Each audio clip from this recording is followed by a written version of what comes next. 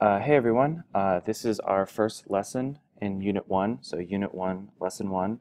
What we're going to be looking at in this lesson is how to graph quadratic equations. The first thing I want you guys to do is just take a look at the content standards and the mathematical practices that we're going to be talking about in this lesson. Take a second and copy these down somewhere, or just think about them. The first standard that we're going to look through is interpreting parts of an expression such as terms, factors, and coefficients. And the second thing we're going to look at is how to compare properties of two functions that are each represented in a different way. So you might see things that are algebraically represented, or graphically, or numerically through tables, or by verbal descriptions. And the mathematical practice that we're going to focus on in this lesson is how to make sense of problems and persevere in solving them. So I know how, normally when you get stuck on a math problem, it's easy just to give up. But the focus here is, if it's tough, keep moving, fight through it, persevere until you can get through and solve the answer.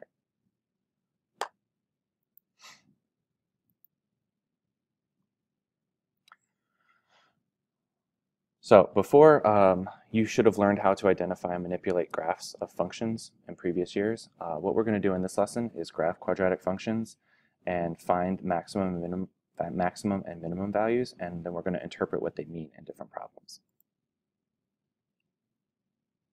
New vocabulary: quadratic function, quadratic term, linear term, constant term, parabola, and axis of symmetry, and vertex, maximum value. I think a lot of you guys know these terms. I'm going to stop reading them. All right, so our first example here.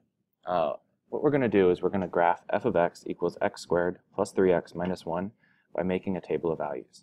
So basically the process that you want to look through for solving a problem whenever you make a table of values is you just pick different x values, you plug them in the function, and whatever you get when you simplify your answer, that's your y value, that's your output. Those things become coordinate points. Whatever you plug in is x, whatever you get out is y, and it's a coordinate point. So let's look at the x values that they plugged in.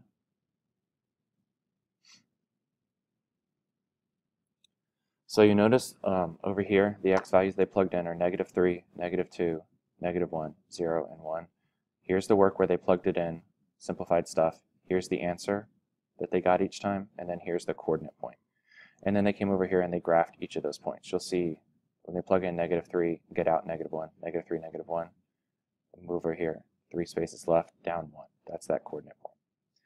One thing I want to point out from this is that it's generally a good idea when you're doing quadratic functions to graph or to choose x values that are close to 0.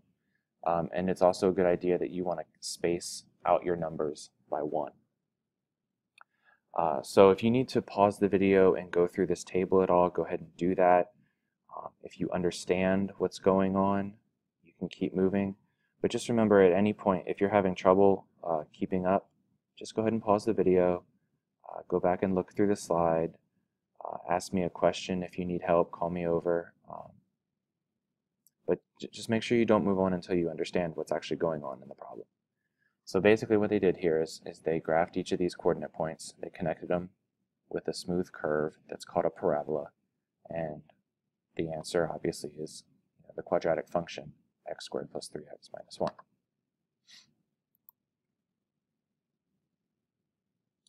So here's a problem you can go through to check and see if you understand how to do this. Take the function f of x equals 2x squared plus 3x plus 2, make a table, and then find the answer. Pause the video as you need, as long as you need to find the answer. Once you have the answer, go ahead to the next slide, because the next slide is going to have the answer on it.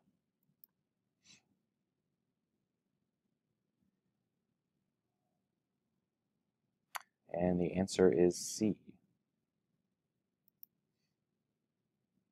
All right, here's the key concept for how to graph a quadratic function.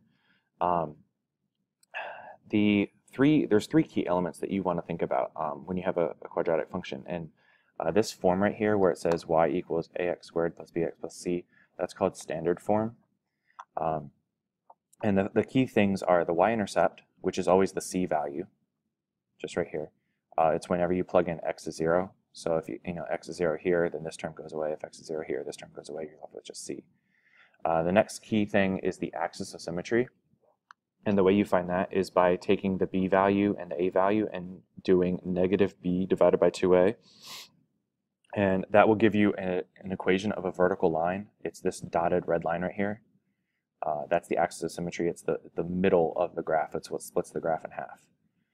And the third thing that's important is to find the vertex. And the way you find the x-coordinate of the vertex is actually the exact same way as you find the axis of symmetry. They're both negative b over 2a.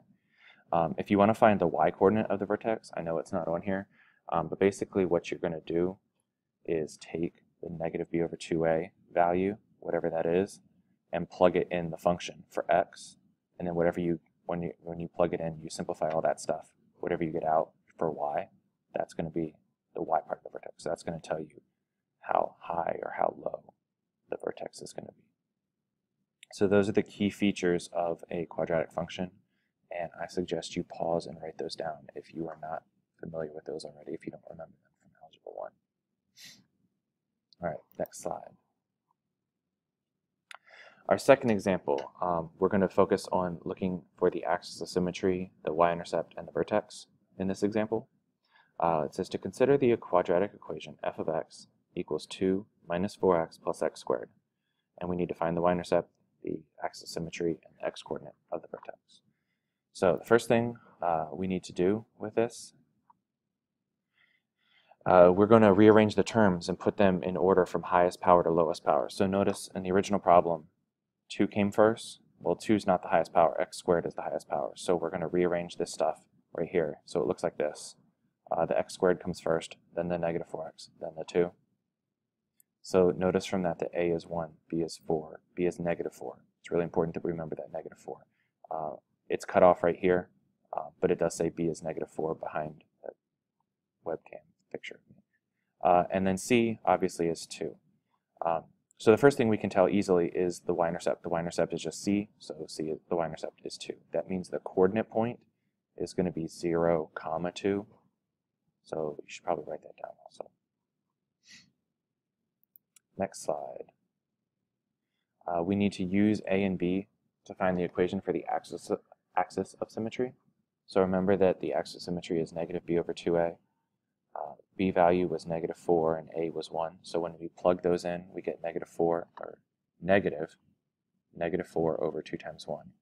2 times 1 is 2, 4 over 2 is 2, and 2 negative signs, when you put them together, make a positive. So our axis of symmetry is the equation x equals 2.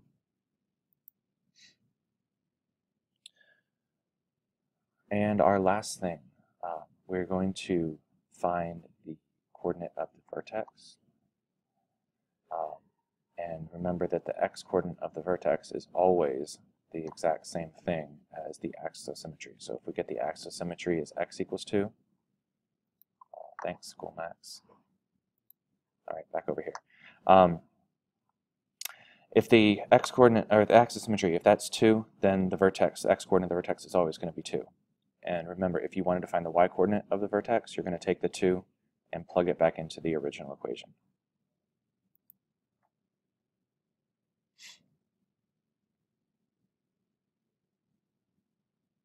Okay, now we're going to take the exact same function that we just looked at, and we're going to make a table of values.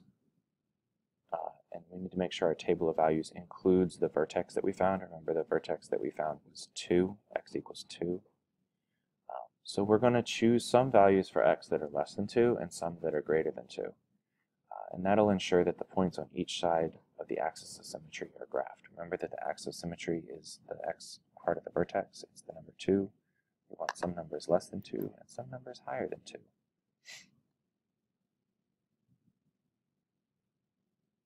So notice here's the vertex 2. We pick some numbers to the left of it, 1 and 0. That's the numbers to the right of it, 3 and 4. We plugged them in, simplify, get your answer, and now we have some coordinate points. So remember, our vertex 2, negative 2, that we're going to graph all of these points. One thing that's really important for a quadratic function is that you notice that the y parts, the y points of each of these points, the y coordinate, that they match. for like here, this 2, if I go 1 to the left, so I'm at 1, or 1 to the right, notice how the y value is -1 here, and it's -1 here. Notice how they match. If I go 2 spaces to the left of the vertex, so to 0, or if I go 2 spaces to the right, down to 4, notice how the y-coordinate here is 2, and up here it's also 2. Those always are going to have to match. If you do a bunch of this work over here, if you plug your x values in and you simplify, and you don't notice that these points match, then you did something wrong back over here. You're going to have to go back and fix that stuff. Make sure that those points match up.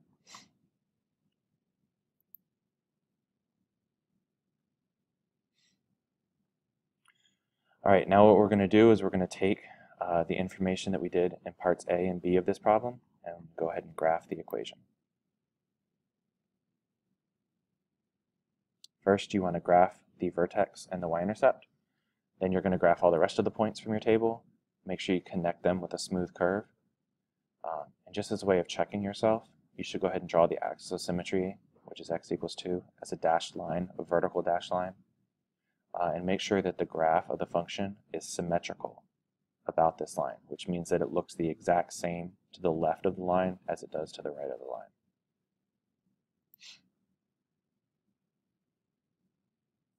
And this is the picture that we come up with. Notice we start with the vertex 2, -2. We had the point 1, -1, and 3, -1. Notice how they are matching. They have the same height in terms of y. And we had the point 0, 2, because C was 2. That was our y-intercept. And notice how it's 2 spaces to the left of this line. Over here, 2 spaces to the right of the line. We have a matching point. 2 spaces left and 2 spaces right. Here we have 1 space left and 1 space right. And remember the axis of symmetry, the vertical dashed red line, was x equals 2. This 2 matches with this 2 from the vertex.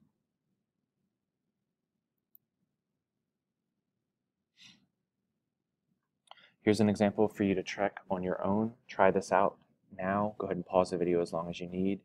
We're going to look at the equation f of x equals 3 minus 6x plus x squared. You need to find the y-intercept, the equation for the axis of symmetry, and the x-coordinate of the vertex.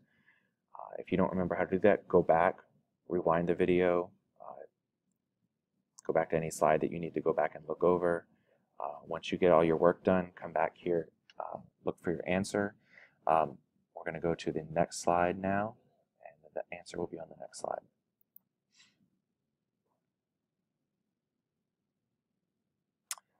Once again, the answer to this equation, this problem was C.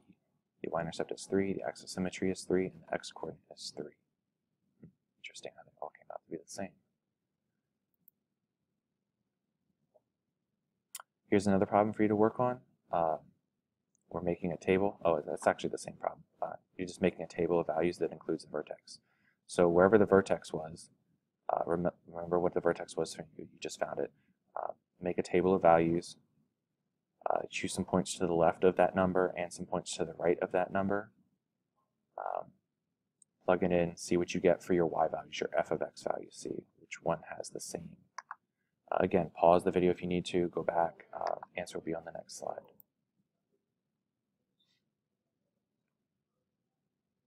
Our answer here is D.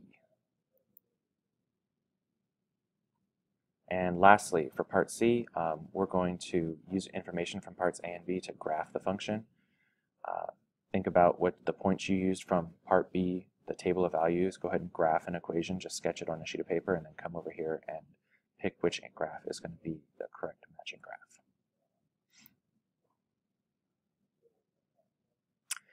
And our answer to the graph is graph A. That's the picture of what the equation f of x equals 3 minus 6x plus x squared is going to look like.